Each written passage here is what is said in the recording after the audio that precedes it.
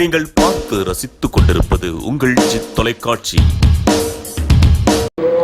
இன்னைக்கு மும்பை மாநகரிலே கொக்கரியாகரிலே வந்து இருந்து இப்படி ஒரு பத்திரகாளி அம்பாள் ஆலயத்தை அமைத்து அனைத்து தேவதைகளையும் பிரதிஷ்டை செய்து இந்த தேவதைகளுக்கு சில வழிமுறைப்படி வழிபாடுகள் நடத்தி கொண்டிருக்கக்கூடிய நாடார் சேவா சங்கத்தின் பூஜையானது வெகு விமர்சையாக நடைபெற்றுக் கொண்டிருக்கிறது.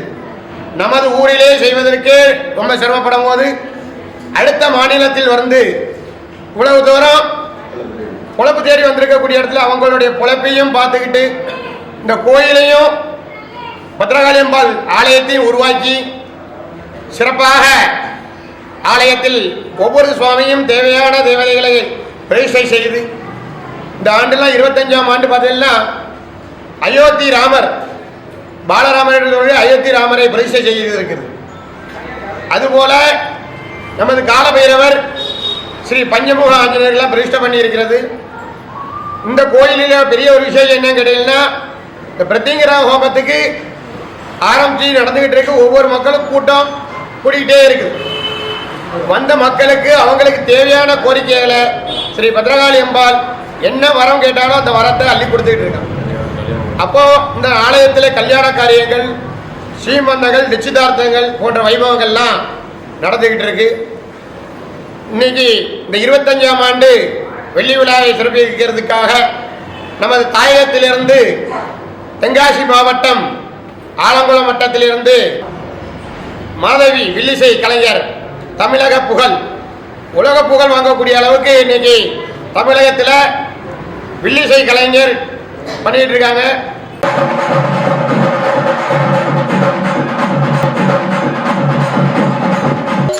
அந்த காலத்துல காடுகரைக்கு வேலைக்கு போவாங்க. அப்போ விவசாயம் பார்க்க காடுகரைக்கு வேலைக்கு போனாங்கன்னு சொன்னா இப்போ குடுக்கற மாதிரி சம்பளம் வந்து அப்போ கிடையாது. ஓசியில வேலை வைப்பாங்களா? நீ முதல்ல போவியா தாத்தா? நீ போக மாட்ட. 1 ரூபா குறைஞ்சாலே பேத்தின்னு இருப்ப. பிறகு நீ ஓசியில போற. ஆமா, எல்லாரும் உன்னை அப்போ அதானே. அப்போ காடுகரைக்கு வேலைக்கு போனாங்கன்னா இப்ப இருக்க துட்டு கூலி அப்போ கிடையாது.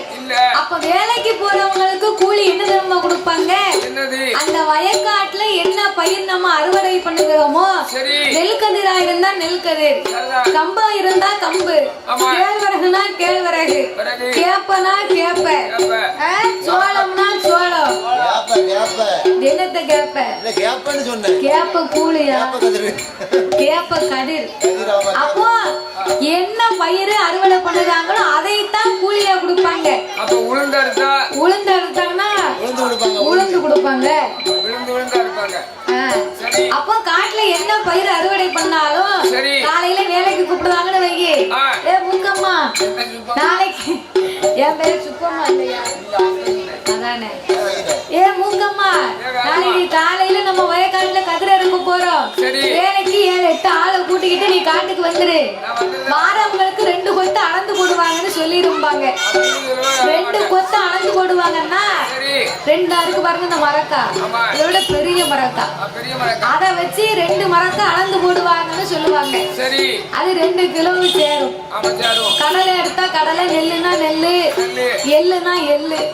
அப்போ இப்படி எல்லாம் ஆள் கூப்பிட்டு வேலை பார்த்து முடிச்சுட்டு சாயங்காலம் அவங்கவங்க கூலிய வரிசையில பெட்டியில நின்று வாங்கிக்கிட்டு இருப்பாங்க.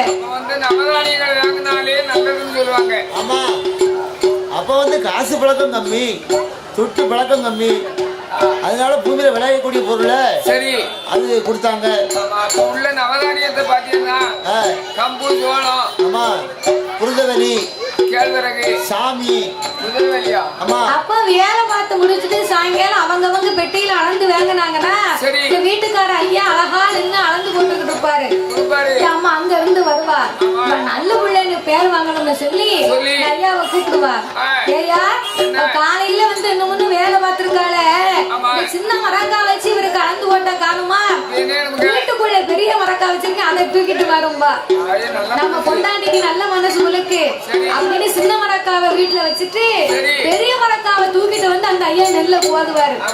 அவர் நெல்ல கோதத்தான் செஞ்சிருப்பாரு. பாதி நெல்லு கீழே ஒளிவிடும். ஓட்ட நாளி. கைய வளர்த்து கோட்டை இருக்கும். அந்த ஐயாவுக்கு தெரியாது, இந்த அம்மாவுக்கு தான் அந்த தெரியும் பாத்துக்கோ. இந்த ஐயா நல்ல மனுஷன் அளந்து போடுவாரு. அவர் வேலையை எடுத்து இந்த அம்மா கள்ளத்தனமா ஓட்ட நாளியை கொண்டு அளந்து போடுவாளாம். அது ஒரு பாவம் தானே. வேலை பார்த்தவர்களுக்கு சரியான கூலியை கொடுக்கணும். யாரும் தொழிலாளியினுடைய வயத்துல என்னைக்குமே அடிக்க கூடாது. அப்படி அடிச்சா அந்த துட்டு நிக்காது. பிறகு நம்ம ஆஸ்பத்திரியில தான் கொண்டு போடணும். வேலை பார்த்தவர்களுக்கு நம்ம நல்ல சரியான கூலியை கொடுக்கணும். கூலிக்கு தகுந்தபடி நல்ல குறுக்க வளைச்சு நெளிச்சு வேர்வை சொட்டு வேலையும் பார்க்கணும். சும்மா மேல நிமித்துக்கிட்டு அலைய கூடாது. படுக்க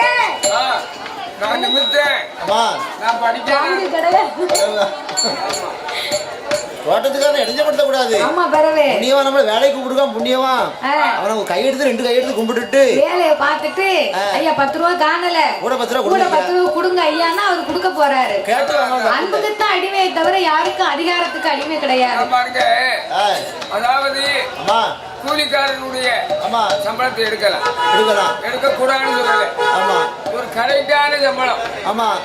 குடத்துக்காரருக்கு சம்பளம், சாயந்துக்காரருக்கு சம்பளம், உடுக்காரருக்கு சம்பளம், தாளத்துக்காரருக்கு சம்பளம், கட்டக்காரருக்கு சம்பளம் அப்படின்னு நிலைச்சு அந்த சம்பளத்தை கொடுத்தா அவங்களும் சந்தோஷப்படுவாங்க.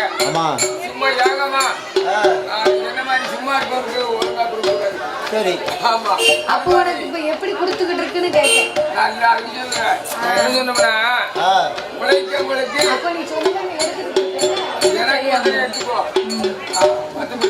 அப்ப வேலை வாங்குறவர்களுக்கு சரியான கூலியை கொடுக்கணும். இந்த அம்மா ஓட்ட நாளை மறக்கா கொண்டு வந்தது ஒரு பாவம் தானே. அதைத்தான் நாகக்கண்ணி சொன்னா ஓட்ட நாளை மறக்கா கொண்டு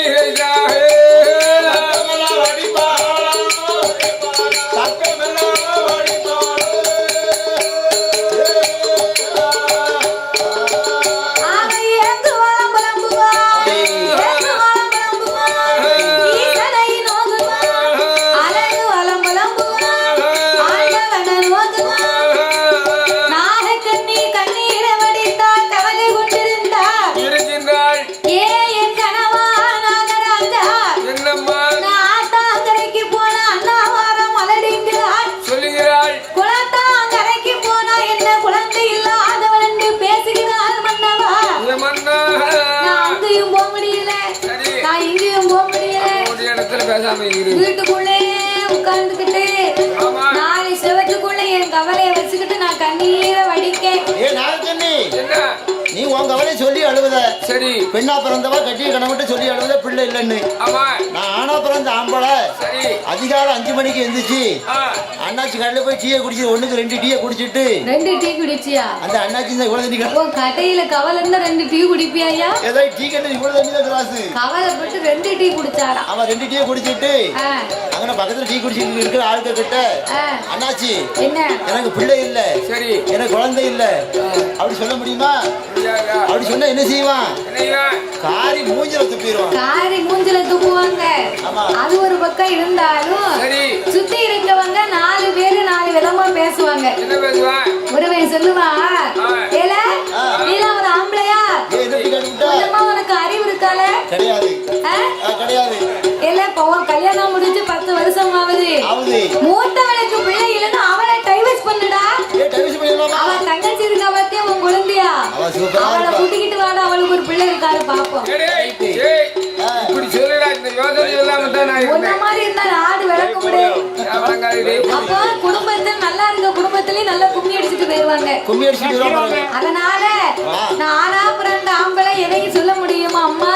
முடியாது முடியாது. அப்படி என்ற ஆட்சி தேர்ச்சி ஆறுதலை சொல்லும் போது அந்த நாகக்கண்ணியாகப்பட்டவா பிள்ளை இல்லாதவளை என்று பெற்றவளை கொண்டல்லவோ, மகளை இல்லாதவளை மறக்கவளை கொண்டல்லவோ, நாகராஜ இடமதி எந்தரத்து பெண்களெல்லாம் 7 பிள்ளை தாயான தந்தரத்து பெண்களெல்லாம் தாழப்புள்ள சூரியா பக்கத்து வீட்டுக்கார் 10 பிள்ளை வச்செடுத்து அடுத்த வீட்டுக்காரியா 6 பிள்ளை வச்செடு கஞ்சி இல்லாத பிள்ளை வச்செடுத்தா கையில் ஒண்டி காலம் ஒண்டி கையில் ஒண்டி காலம் ஒண்டி வடக்கு பக்கம் 6 பிள்ளை.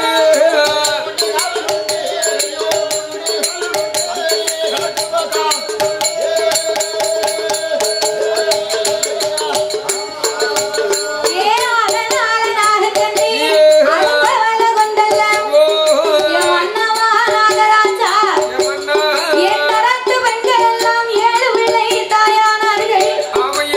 தந்தரத்து பெண்கள் எல்லாம் தலைப்பிள்ளை சூலியாக இருக்கிறார்கள். பக்கத்து வீட்டுக்காரி 10 பிள்ளை பெற்றெடுத்திருக்கிறாள் மன்னவா. அவ வீட்டுல படுத்து தூங்குறதுக்கு நல்ல பாய் கிடையாது. அவளுக்கு 10 பிள்ளை இருக்கு. ஆண்டவன் எல்லா செல்வத்தையும் எனக்கு கொடுத்துட்டு பிள்ளை இல்லாத செல்வத்தை எனக்கு ஒரு குறையா வச்சுட்டாரு அப்படின்னு நாகக்கண்ணி கவலைப்பட்டா. அப்ப நாகராஜன் சொன்னார், ஏ நாகக்கண்ணி, காலம் பூரா பிள்ளை இல்ல பிள்ளை இல்ல நான் தூங்க விட மாட்டேங்க. அதனால நான் ஒரு யோசனை சொல்றேன் கேட்டியா? இனிமே நம்ம பிள்ளை இல்லையே சொல்லி கவலைப்படாம காசை கொடுத்து 10 ரூபாய்க்கு ஒரு பிள்ளைய வாங்கி நம்ம வளர்த்துட்டா என்ன? ஏ மன்னா, நம்ம எத்தனைதான் காசை கொடுத்து பிள்ளை வாங்கி வளர்த்தாலும் அந்த பிள்ளை நம்ம பெத்த பிள்ளைக்கு ஈடாகுமா ஐயா? அதை அப்படியே நாமல் வாங்கி வளர்த்தாலும் என்ன ஆகும் தெரியுமா? தெத்தே கோரே பிள்ளை, தெத்தே கோரே பிள்ளை, பிள்ளை வாங்கி தேடுவதிலே கொண்டு வீட்டோம்.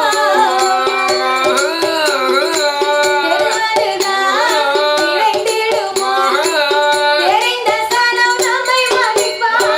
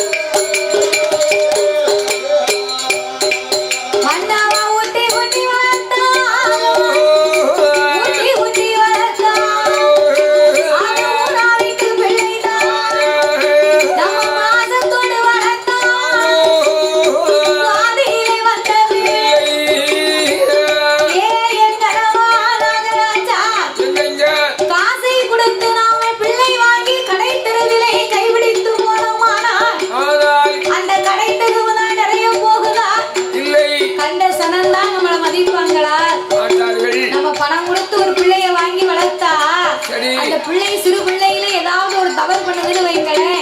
மறுபடியும் அந்த தவறை செய்யக்கூடாது என்பதற்காக நம்ம கையை ஓங்குனா இல்ல ஒரு சத்தம் போட்டா அந்த பிள்ளை அப்ப விவரமான பிள்ளை கேட்பாங்களா? நல்ல பிள்ளையா இருந்தா நம்ம வளர்த்தாங்களோ கொஞ்சம் நினைச்சு பார்ப்போம். உன்ன மாதிரி அகம் பிடிச்ச பிள்ளைனா என்ன செய்யும் தெரியுமா? எல்லாம் ஒரு அப்பனா, எல்லாம் ஒரு அம்மாவா, வயத்துல நீ இந்த பெத்தி எடுத்திருந்தா என்ன அடிக்கடி கையை வாங்குவியா அப்படின்னு கேட்போம். அதனால அந்த நாகக்கண்ணி காசை கொடுத்து நாம பிள்ளை வாங்கி வளர்த்தால் நமக்கு எந்த பயனும் இல்லை மன்னா. அப்படி என்று சொல்லி அந்த நாகக்கண்ணியாகப்பட்டவா தான் பிறகும் பிள்ளை தன்னோடு பிறக்க வேண்டும் பிறவி என்பார்கள். தான் பிறகும் பிள்ளை தன்னோடு பிறக்கணும் பிறவின்னா நம்ம பெற்றெடுத்த பிள்ளையா இருந்தா எவ்வளவுதான் அடிச்சாலும் பிடிச்சாலும் மறுபடியும் அம்மா நம்ம கிட்ட வரும். தன்னோடு பிறக்கணும் பிறவின்னா அண்ணன் தம்பி இருக்காங்கன்னு வைங்க. அண்ணன் தம்பி இருந்தா தம்பி ஒரு அடிச்சுட்டாங்கன்னு வையே அண்ணே வந்து கேட்பான். என் தம்பி மண்ணில முடியலாம இருக்கா? என் தம்பி எப்படி அடிப்ப? என் தம்பி எப்படி அடிப்ப?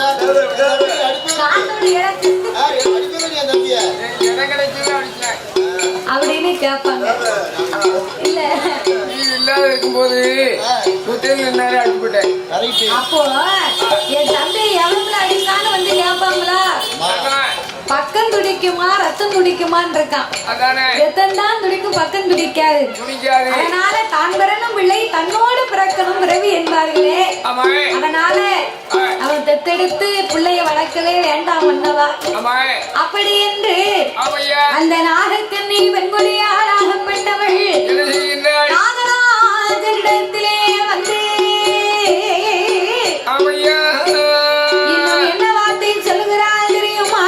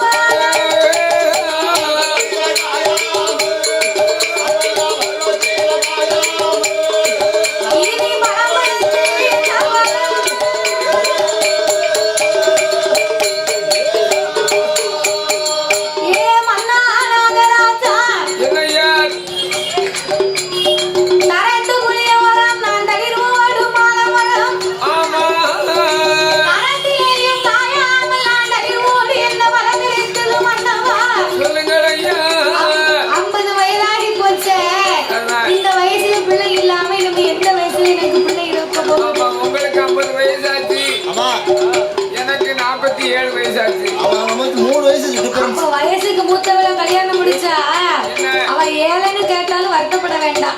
பரவாயில்ல, நமக்கு வயசுக்கு மூத்தவள கேட்டு போறா. அதான் எங்க ஆட்சி தினமும் கேட்கா. அதான் நாயக்கட்டம் இருக்காடா.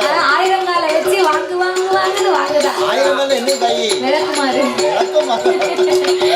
அதாவது வீட்டுல அம்மா ஆக்கி கூப்பிடுவா. கூப்பிடு வாங்க அம்மா அப்படின்பா. சரி நான் கொஞ்சம் அணக்கமா போவேன். ஆமா போன உடனே சரி போன உடனே சொல்லுவா. ஆ அவ சொன்னால ஆமா செஞ்சாமரை வெஞ்சாமரை விளக்கமாறு. கழுதைக்கு பேர் முத்துமாலையா. ஆமா அந்த மாதிரி சரி விளக்குமாறு எடுப்பா. ஆ சப்பு சப்பு சப்பு சப்பு 4 போடு ஓடுவா. எங்க மூஞ்சிரியா? மூஞ்சில இல்ல, தரையில அடிப்பா. தலையில அடிப்பா.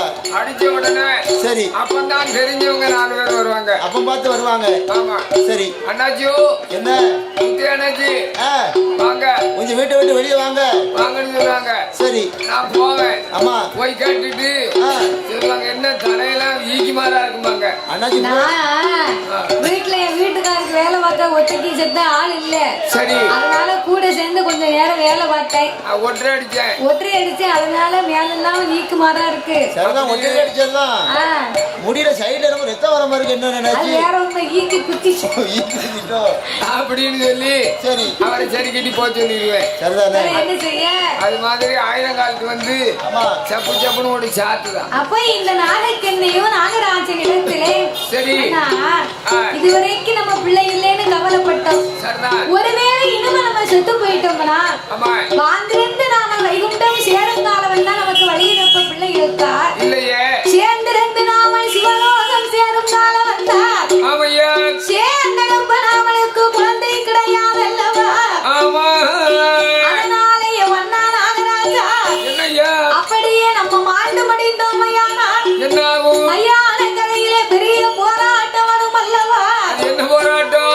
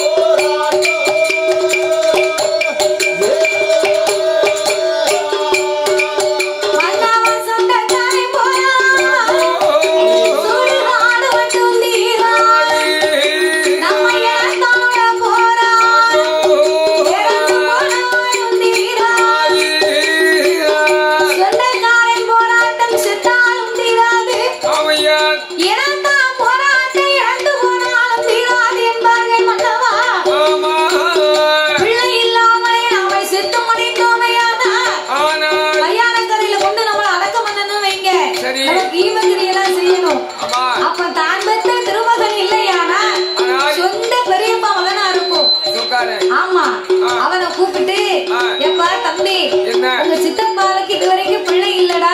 சரி கொஞ்ச நாளைக்கு இருந்து உங்களை பிள்ளையா வைத்திருந்தால் உங்களுக்கு வேணுங்கிறத செஞ்சாரு. திடீர்னு இப்ப வயசாகி போச்சு செத்து போனாரு. அதனால நீங்க தான் வந்து கொள்ளி வைக்கணும். அவருக்குன்னு பிள்ளை இல்ல. வாங்கடா வந்து உங்க கைய வைங்கன்னா அவன் சொல்லுவான் காசு பணம் இருந்தது சொத்து சுகம் இருந்ததுன்னு வை. நாலாவது வீட்டு பங்காளியா இருந்தாலும் நான் தாமலே கொள்ளி வைப்பேன்னு முன்னால வந்து நிப்பான். பின்னால ஒரு அருவாளையும் தொங்க விட்டுருப்பான். சரிதானே. அப்போ சொந்த பெரியப்பாவா நான் இருந்து இவருக்கு ஒண்ணுமே இல்லைன்னு வச்சுக்கேன். அவனை கூப்பிட்டு கொல்லி வைக்க சொன்னா அந்த பாவி சொல்லுவான், போங்கடா கோலத்தை வாங்கடா. நான் எங்க அப்பா செத்ததுக்கே கொல்லி வைக்கல, அவன் கெட்டின வீட்டுக்கு வெள்ளி அடிக்காம போயிட்டான் பாவி. இவனுக்கு நான் கொல்லி வைக்க போறேன். சித்தப்பனாவது செத்தப்பனாவது ஒண்ணு மொத்த பையன் தூக்கியா சவத்தை கொண்டு போடவன அப்படின்னு பேசுவான். அதான் பணம் பந்தியிலே குணம் குப்பையில் இருக்கான். பணம் இருக்குன்னு சொல்லி இந்த பாம்பே நகர்ல போய் ஒரு டீ தாங்கன்னு சொன்னா தருவாங்களா? பணம் இருக்குன்னு சொல்லி கேட்டா தருவாங்க. போய் டீ கடையில் போய் டீ கேட்டோம்னு சொன்னா அண்ணாச்சி நான் நல்ல குணக்காரன், என்கிட்ட ஏகப்பட்ட நல்ல குணங்கள் இருக்கு. நல்ல புள்ள. ஆமா 2 டீயும் 2 பாவம் கொடு வடை பாவம் கொடுங்கன்னு கேட்டா கொடுப்பாரா? வெண்ணியை பிடிச்சு மூஞ்சில ஊத்திடுவாரு. வெண்ணியை பிடிச்சு மூஞ்சில ஊத்திடுவாரு. ஆமா காலையில வந்துட்டான். காலையில வந்துட்டான். குணம் இருக்கா பணம் இருக்கா? பணம் இருக்கு. அவன் குணம் யாருக்குடா வேணும் அப்படின்னு பேசுவான். அவன் குணத்தை வந்து குப்பையில போட்டு அப்படிம்பா. அது மாதிரி அம்மா எய்யக்கூடிய வேளானது அம்மா அது எவ்வளவு வேகமா எய்தமோ அம்மா அந்த வேளானது அது வரைக்கும் தான் போகும். போகும். பணம் பாதாளம் வைக்கும். பணம் 10 செய்யும். அதாவது ஒரு வேலை கொண்டு இருந்தோமையானால் அதன் வேகம் எவ்வளவு இருக்கும் அது வரைக்கும் தான் அந்த வேல் பாயுமா. ஆனால் பணம் மட்டும் பாதாளமும் தாண்டி போகும் இருக்காங்க. பணத்தை கண்டா தினமும் ஆயப்படாக்குமா. உலகமே பணத்துக்கு தானே ஓடிக்கிட்டு இருக்கு. அதான் பணம் பண்ணியில குணம் முப்பையில் இருக்காங்க மன்னவா. பணம் 10 செய்யும். இந்த சாயந்தக்கார கையில இருந்தா 11 செய்யும். 20 செய்யும். அதுதான் சொல்லியிருக்கான். காசே தான் கடவுளடா, அந்த கடவுளுக்கும் இது தெரியுமாடான்னு இருக்கான். கைக்கு கைமாறும் பணமே உன்னை கைப்பற்றி நினைக்குது மனமே இருக்கான். மனமே இருக்கான். கதை எழுதினாரா? எப்படி? எத்தனையோ கதை எழுதியிருக்கிறார். எழுதியிருக்கார். எழுதக்கூடிய நேரத்துல அவருக்கு வந்து காசு கிடையாது. அப்ப காசு கிடையாது, பணம் இல்ல. தம்பிட்ட போய் மகனை விட்டு சரி நம்ம சித்தப்பாட்ட போய் ரூபா வாங்கிட்டு வான்னு சொன்னாரு. சொன்னார். ரூபா வாங்கிட்டு வான்னு சொன்ன உடனே என்னாச்சு கொடுத்தாலும் சித்தப்பா கொடுக்கல. என்கிட்ட இருக்கு பணம் அப்படின்னு சொன்னாரா சித்தப்பா. ஆமா சரி. அப்பந்தான் அந்த பாட்டு எழுதினாரா. எப்படி எழுதினார்? அதாவது கண்ணதாசன் வந்து பெரிய அறிவாளி, சாதாரணப்பட்ட ஆளா அவரு. ஆமா அப்பந்தான் எழுதினாரு. என்ன எழுதினாரு? எப்படி? அண்ணன் என்னடா தம்பி என்னடா. சரி அண்ணன் என்னடா தம்பி என்னடா, இந்த பணம் இல்லாத உலகத்தில் நம்ம இருந்து என்னடா செய்ய அதானே அப்படின்னு ஒரு பாட்டு எழுதினாரு. சரிதானே? ஆமா. அதனால என் மன்னா நாகராஜா பணம் பந்தியிலே குணங்குப்பையில் என்பார்களே, இதற்கு மேல நாம இருந்தால் இறப்போம். நாகத்தண்ணி கணக்கவலை தாங்க முடியாமல் மன்னா யாருடைய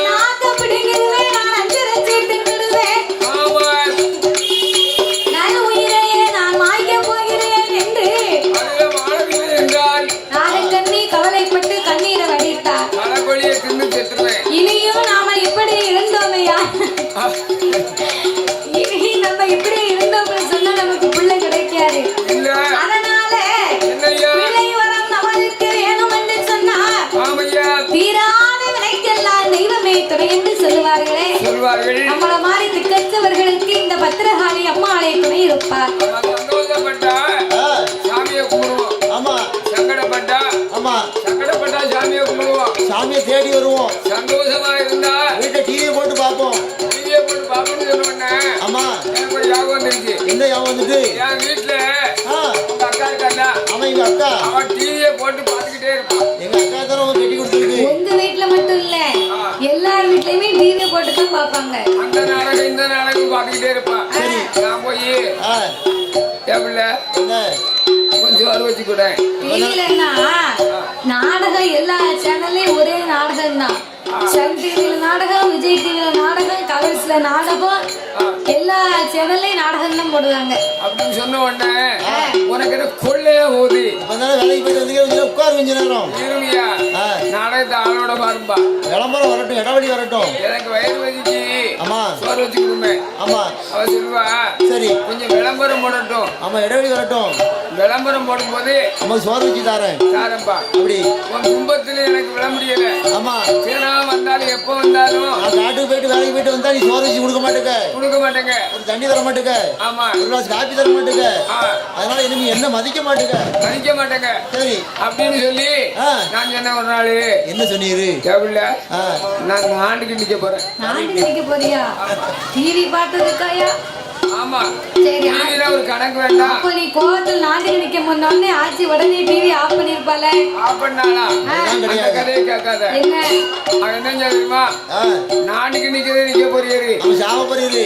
ஆமா இந்த டிவியை மறைஞ்சாம ஓரமா போய் நில்லும் அப்படின்னு சொன்னா நாட்டு நிக்க போறது கூட அவனுக்கு கவலை இல்ல பிறகு. அவளுக்கு டிவில வந்து அந்த சேனல் போயிருந்தா நான் ஒரு விவரமா உள்ளவன். என்ன தெரியுமா? இவட்ட சாவத மாதிரி ஒரு முக்கல போய் கயத்தை போட்டேன். சரி கயத்தை போட்டா செத்து போவோமே, கழுத்துல மாட்டா செத்து போவோம் அப்படின்னு சொல்லி சரி ஒரு வாரத்துல கயத்தை போட்டு முத்தத்துல போய் நின்றுக்கிட்டேன். வீட்டுக்குள்ள கயத்தை போட்டு நாட்டுக்கு நிக்காம வெளியே என்ன வேலை உனக்கு? அங்க நின்ன அந்த மாதிரி வந்தா மனுஷா என்ன நீ செத்துரு பண்ணல பார்த்தேன். கயிறு அங்க இருக்கு, நீ எங்க முத்தத்துல போய் நிக்கணும். போன பேர் கயிறு உள்ளடக்கு அங்க போய் தொங்கு. ஆமா அப்படின்னாலும் நீ உனக்கு சாவ பயமா இருந்ததுன்னா சிரட்டையில தண்ணி வச்சுட்டு உள்ள உட்காந்துருக்கலாம்ல. அப்படியா? அது பயலாம். சரி வெத்தி பெட்டிய கடலான தூக்கிடுவேன். பெட்டிய விரலால தூக்கிடுவேன்.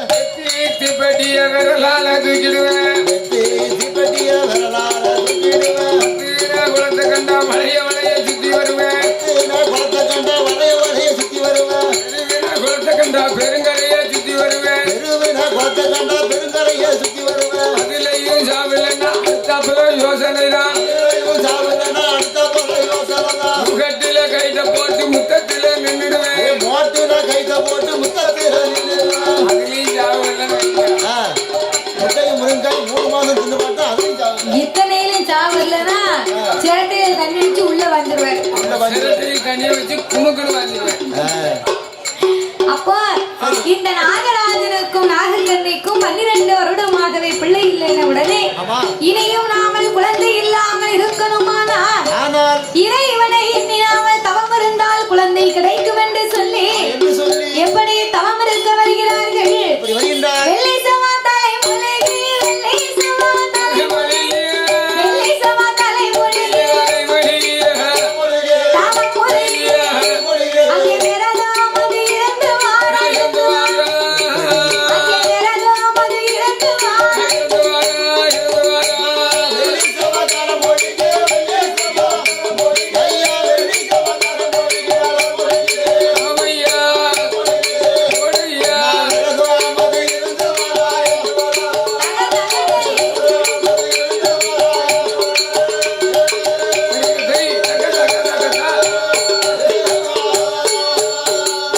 தலைமுறைக்கு ஸ்நானம் செய்து சங்கரனை வணங்கி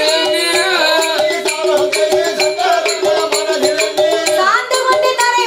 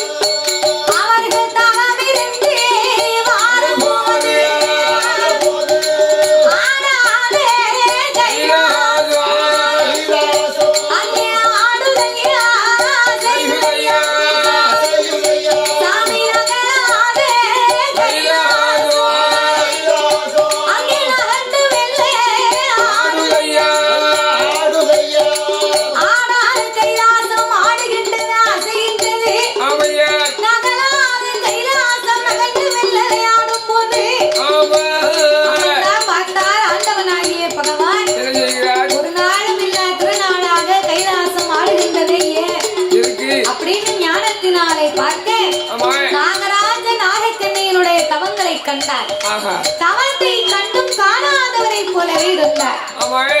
ஏன்னா நாகராஜனுக்கும் நாகக்கண்ணிக்கு இந்த சின்மத்திலே பிள்ளை இல்லை என்பது இறைவனுக்கு தெரியும். தெரியும். அப்ப இதை தெரிந்து கொண்டு இறைவனாகிய பகவான் ஆமாவே. ஒன்றும் தெரியாதவரை போலவே சரி.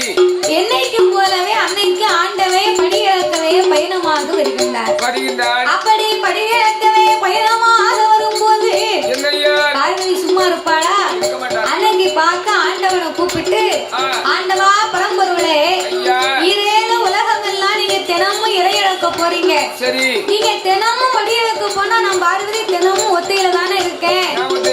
அதனால நான் ஒத்தையில இருப்பதனால உங்களோட சேர்ந்து இன்னைக்கு உங்க கூட நான் படி இழக்க வரப்போறேன். இருக்குன்னா அந்த டிவி சன் டிவி வச்சு எம்ஜிஆர் படமா பார்க்க வேண்டியதானே? அந்த காலம் டிவி இல்லல. அப்ப டேப்பர் கடை போட்டு டிஎம் சவுந்தரராஜன் பாட்டா கேட்க வேண்டியதானே? அதுவும் இல்ல. அப்ப செல்ல நோண்ட வேண்டியதானே? செல்ல நோண்டவா? இந்த டச் மொபைல் வந்ததே கேடா போச்சு. என்னாச்சு? வேற அப்பவே செல்லு வராத நேரத்துல செல்ல பார்க்க சொல்லுத. அம்மா இந்த செல்லு என்னைக்கு வந்துச்சோ உலகமே அந்த செல்லுக்குள்ள தான் இருக்கு பாத்துக்கோ. ஆமா செல்லு உலகம் பூரா செல்லு. உலகம் ஆரம்பிக்கிறதுக்கு முன்னாலே செல்லு இருக்கு. செல்லு இருக்கோ? என்ன செல்லு இருக்குன்னா என்ன செல்லு? கோழி செல்லு. கோழி செல்லு இருக்கோ? ஆமா.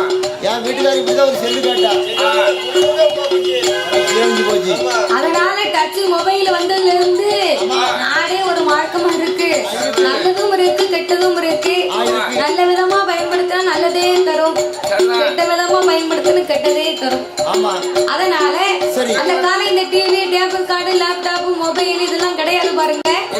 அதனால பார்வதி ஒத்தையில இருப்பதனால உங்களுடைய வழி இழப்பை உமையவள் பார்க்க வேண்டும். பகவானோட வழி இழப்பை பார்வதி நான் பார்க்க வேண்டும் என்று சொன்னபோது ஆண்டவன் பார்த்தார். பார்வதி இன்னைக்குமே நான் தானே போவேன், இன்னைக்கு என் கூட வாரேன்னு சொல்லுகிறாயே, என்னோடு உன்னை அழைத்து செல்வதிலே எந்த குறையும் இல்லை. உலகத்தை ஒரு விதமாக படைத்தேன், உலக மக்களை பலவிதமாக படைத்திருக்கிறேன். ஒருவரை கூனாக படைத்திருப்பேன், இன்னும் ஒருவரை குருடாக படைத்திருப்பேன். கூன் குருடு செவிடு பேடு நொண்டி மூக்கரை. குழந்தை உள்ளவர்கள் குழந்தை இல்லாதவர்கள். ஒரு ஆளுக்கு இந்த உலகத்திலே பெரிய ஒரு வசதியை கொடுத்திருப்பேன். ஆனால் அங்குதான் ஒரு குழந்தை செல்வம் இருக்காது. இன்னும் ஒருவருக்கு குடிப்பதற்கு உப்பில்லா கூழ் இருக்காதம்மா, அவருக்கு நான் ஒரு கோட்டை பொட்டப்புள்ள கொடுத்திருப்பேன்.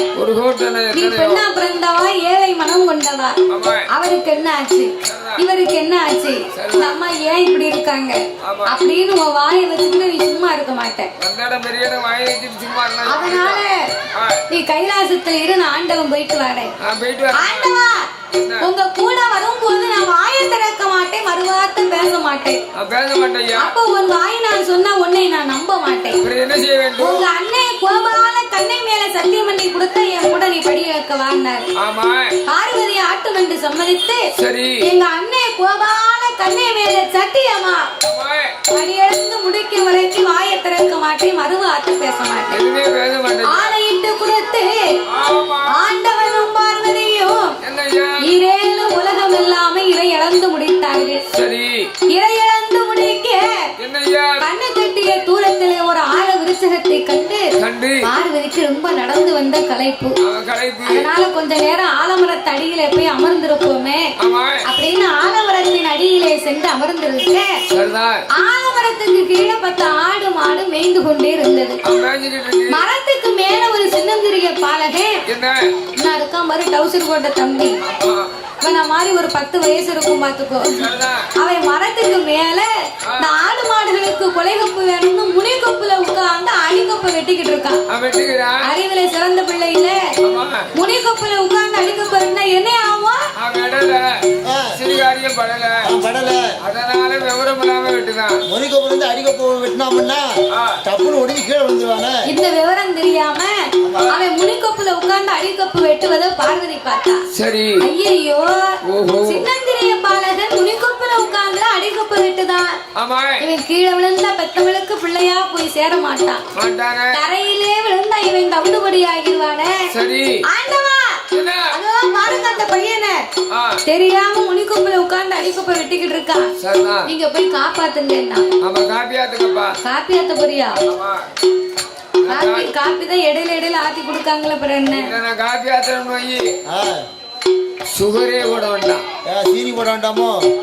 சீனி போடாம நீர் போடுற காப்பி இனிக்குமோ? கசக்கும். ரொம்ப இனிக்கிறோம். சூப்பரா இருக்கும், குடிச்சு பாரு. நீ மாவாட்டின மாதிரி தானே இருக்கும் காப்பி. இடது கைட்டு தான் பரிமாறுவேன். அப்போ அந்த பாலகனை நீங்க போய் இப்பவே காப்பாத்துங்கன்னா. பார்வதி என் கூட வரும்போது வாயை திறக்க மாட்டேன், மறுவார்த்தை பேச மாட்டேன். நீ என்ன ஆச்சு? என்ன கண்ணுக்கு முன்னால ஒரு அநியாயம் நடக்கும்போது பாத்துக்கிட்டாயா இருக்க முடியும்? பார்க்க முடியாத அந்த பிள்ளை கீழே விழ போறா. பெத்தவளுக்கு தான் தெரியும் பிள்ளையுடைய வேதனை என்னன்னு. முட்டை விடுத கோழிக்கு தான் தெரியும் கிட்டி வலிக்கும். நீ ஆம்லேட் போட்டு சாப்பிட்டு ஆம்பாயில் கொடுக்க உனக்கு தெரியுமா? நான் புல்பாயில் தான் போடுவேன். நான் புல்பாயில் போட்டாலும் அந்த முட்டை எப்படி வந்துச்சுன்னு தெரியாது. அதனால பிள்ளைய போய் நீங்க காப்பாத்துங்கன்னா. ஆமா. அப்ப சிவன் என்னால முடியாதம்மா. சரி. அவன் விதி எப்படி இருக்கோ அப்படியே நடக்கட்டும், வா நம்ம போவோம். போவோம். ஆண்டவா நீங்க பிள்ளைய காப்பாத்தலாம், உங்க பின்னால வரமாட்டேன். வரமாட்டேயா? சரி ஒண்ணு செய்வோம். என்ன? அவன் எப்படியே வெட்டு முடிந்து கீழே தான் விழ போறான். பிடிவாதத்துக்காக நான் காப்பாத்துக்கிறேன். ஆமா. ஆனா ஒண்ணு, என்ன? அவன் கீழே விழும் போது என்ன பார்த்தா அம்மானு விழுந்தா பார்வதி நீ போய் காப்பாத்து. காப்பாத்து. என்ன பார்த்தா அப்பானு விழுந்தா ஆண்டவே நான் போய் காப்பாத்துவேன். நான் காப்பாத்துவேன். அப்போ ரெண்டு பேருமே பேசி முடித்தாங்க. சரி. பாலகன் வெட்டு முடிந்தான், கீழே வாரான். எப்படி வாரான்? பையன் மேல கொப்பு கீழே, கொப்பு மேல பையன் கீழே. ஒடிஞ்சு கீழே மாற வாரான். ஏ பாவி, உயிர் மேல ஆசை இருந்தா என்ன பார்த்தா அம்மான் இருக்கலாம். சரி. இல்லையே என்ன பார்த்தா அப்பான் இருக்கலாம். இந்த பத்திரகாளிய கூப்பிட்டு அந்த அம்மாவாவது போய் காப்பாத்தி இருப்பா. அம்மா வேண்டும் சொல்லவில்லை, அப்பா வேண்டும் சொல்லவில்லை, அப்ப என்னதான் சொல்லியிருப்பான்? அந்த அறியாத பாலகம் கொப்பு ஒடிச்சு கீழே விழும்போது சரி அம்மான்னு சொல்லல, அப்பான்னு சொல்லல. அப்ப அந்த அறியாத பிள்ளை என்ன சொல்லி கீழே விழுந்திருப்பான்? நீங்க சரியா சொன்னா எங்க தாத்தா 100 ரூபாய் தருவாரு. 100 ரூபாயா? ஆமா, பரிசு இருக்கு. நான் கொடுக்கேன். எனக்கு என்ன நீ கொடு, வீட்டுக்கு சும்மா போக. யாருனாலும் தெரிஞ்சாலும் சொல்லலாம். அம்மானும் சொல்லல, அப்பானும் சொல்லல, சரி. வேற என்ன சொல்லிருப்பான்? கீழே விழும்போது விழுந்துப்பானோ? யாரு உன் வீட்டுக்காரிய காப்பாத்த போற? கீழே விழும்போது அடிபடும் போது அம்மான்னு சொல்ல முடியாது, அப்பான்னு சொல்ல முடியாது.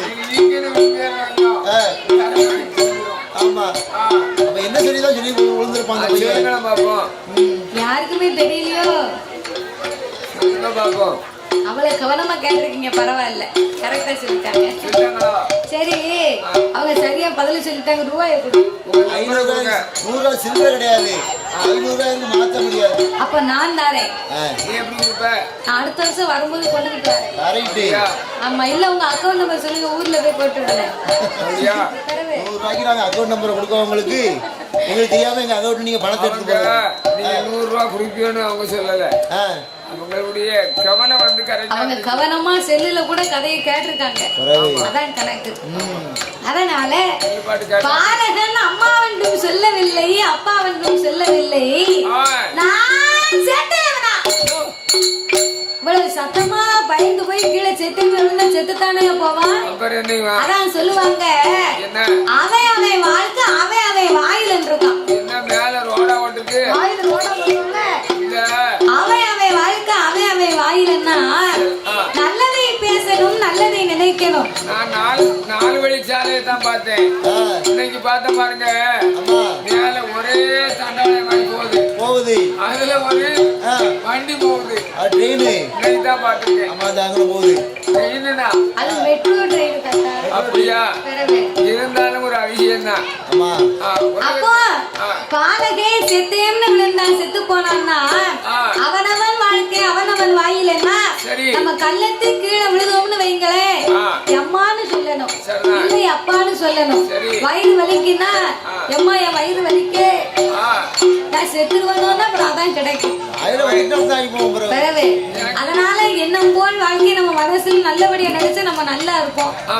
அப்போ இந்த பாலகை செத்தேன்னு விழுந்தான், செத்து போனாண்டி, வா நம்ம போவோம். அப்படி என்று சொல்லி ஆண்டவனும் பார்வதியும் ஆண்டவனும் பார்வதியும். சரி, இந்த கேள்விக்கு நீங்க சரியா பதில சொல்லிட்டீங்க. இன்னொரு கேள்வி இருக்கு, அதுக்கு எப்படி சொல்லுவீங்கன்னு பாப்போம். அந்த பாலகை ஏன் அம்மான்னு சொல்லல, ஏன் அப்பான்னு சொல்லல? ஆண்டவே சிவன் ஏன் இந்த பாலகனை காப்பாத்தல? அவர் ஒரு கடவுள் தானையா? கடவுள் நினைச்சிருந்தா காப்பாத்தி இருக்கலாம். ஆனா ஏன் காப்பாத்தல? யோசிச்சாதான் இதுக்கெல்லாம் சொல்ல முடியும். கடவுள் நினைச்சிருந்தா காப்பாத்திருக்கலாம். எனக்கு தெரியும், சொல்ல மாட்டேன். ஆண்டவை ஏன் காப்பாத்தலைன்னா, சரி இதுவரைக்கும் இந்த பாதையை நம்ம வந்த போன இந்த ஆலமரமும் இல்ல, இந்த பையனும் இல்ல, திடீர்னு இன்னைக்கு இப்படி ஒரு சூழ்ச்சியா தெரியுதுன்னு தன் ஞானத்தினால் அறிந்து பார்க்கும்போது கண்ணபிரானுடைய லீலை என்று தெரிந்து கொண்டு சிவன் காப்பாற்ற முடியாதுன்னார். பார்வதிக்கு இந்த விவரம் தெரியாது. கண்ணனை பற்றி கடவுளுக்குத்தான் தெரியும், கடவுளை பற்றி கண்ணனுக்குத்தான் தெரியும். அதான் அறியும் சிவன் ஒண்ணு, அதை அறியாதவன் வாயில மண்ணுன்றான். அரிசி அதனால அறியும் சிவனும் அதுல இருக்கிறார்கள்.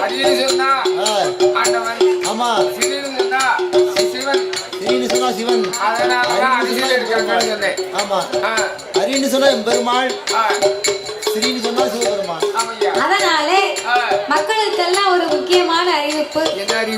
இந்த பத்திரகாளியம்மனுடைய திருவாலயத்திலே மும்பையிலே சயாங்கோலிவாடா நகரத்திலே அமைந்திருக்கக்கூடிய அருள் பாதித்துக் கொண்டிருக்கும் இந்த பத்திரகாளியம்மனுடைய ஆலயத்திலே 25 ஆண்டு காலங்களாகவே இந்த கொடை விழா திருவிழா பெருவிழாவாகவே நடந்து வருகின்றது.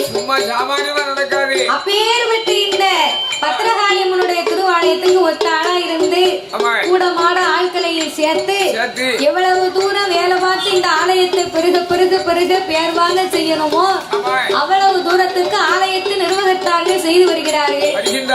ஆன போதிலும் மக்களுடைய மன விருப்பத்தின்படியாக, அதாவது நம்ம கிட்ட பணம் நிறைய இருக்குன்னு வைங்களேன், அந்த பணத்தை பல வழியில செலவு பண்ணலாம். எப்படி?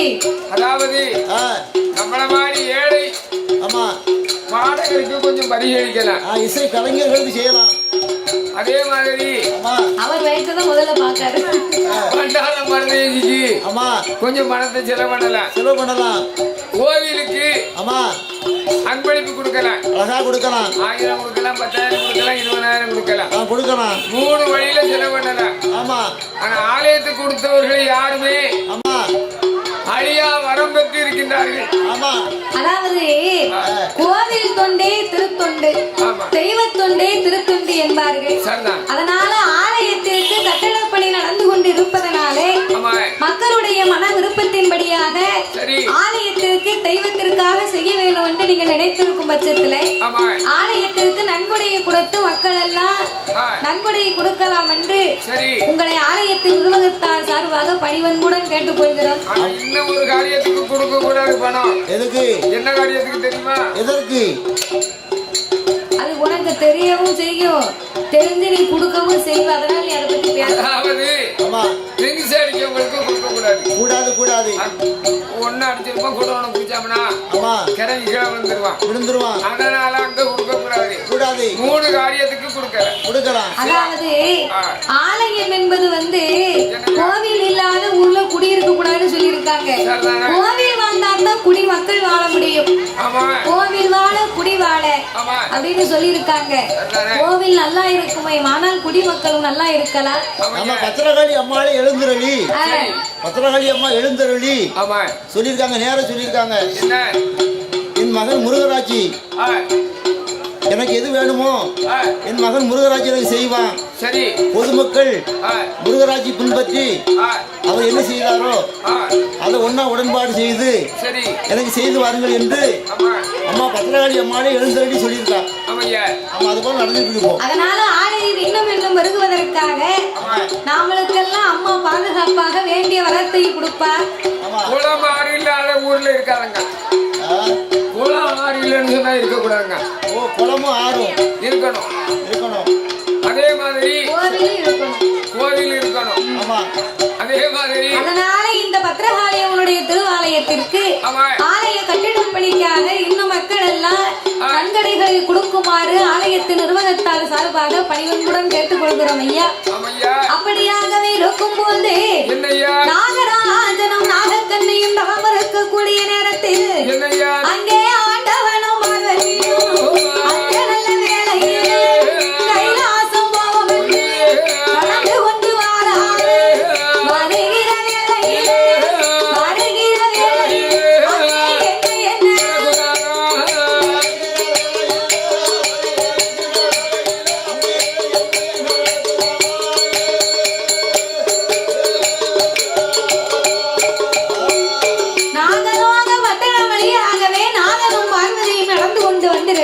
சரி.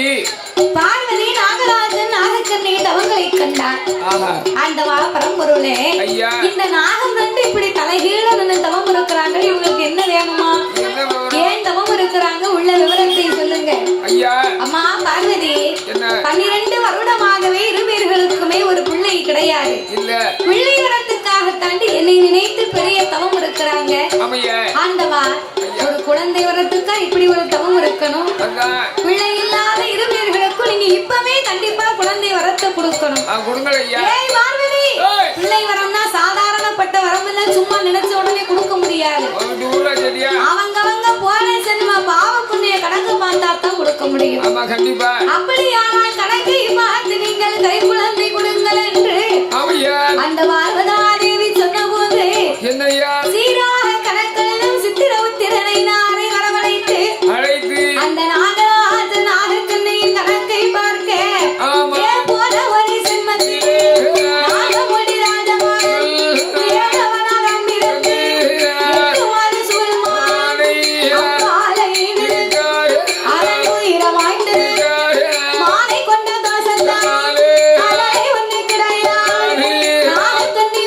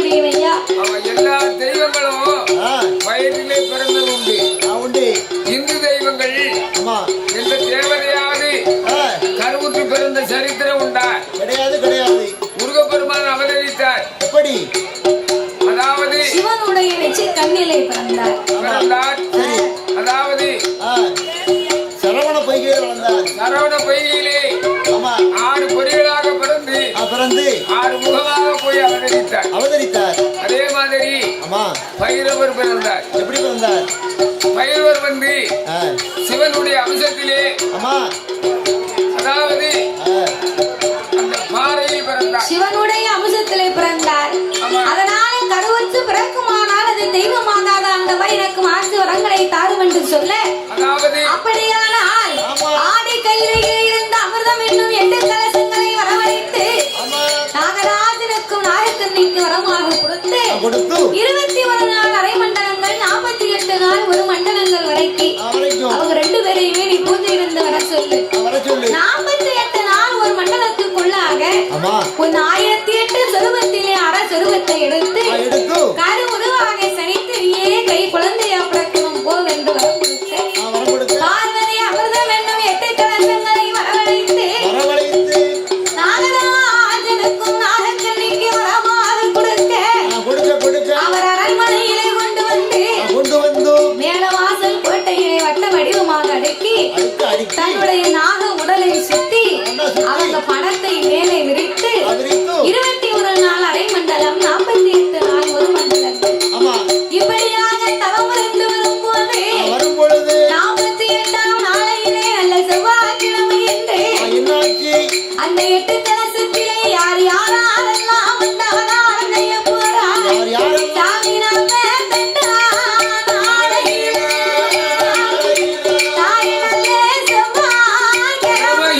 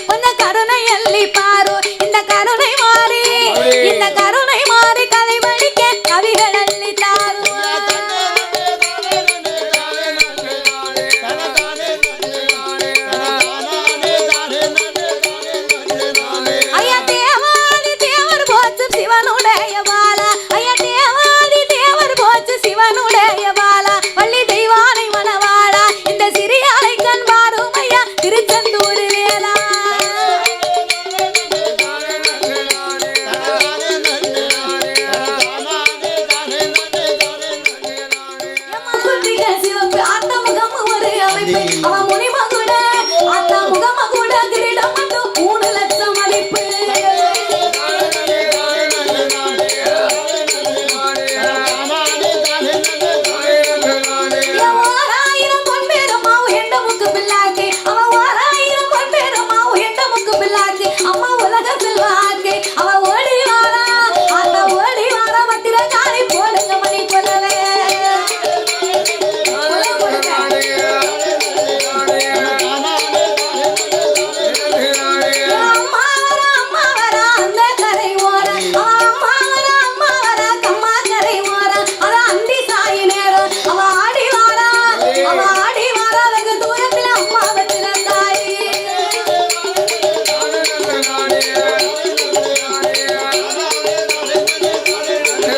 அவன் 7000 பொன் பெருமா இரு பக்கத்தில தண்டை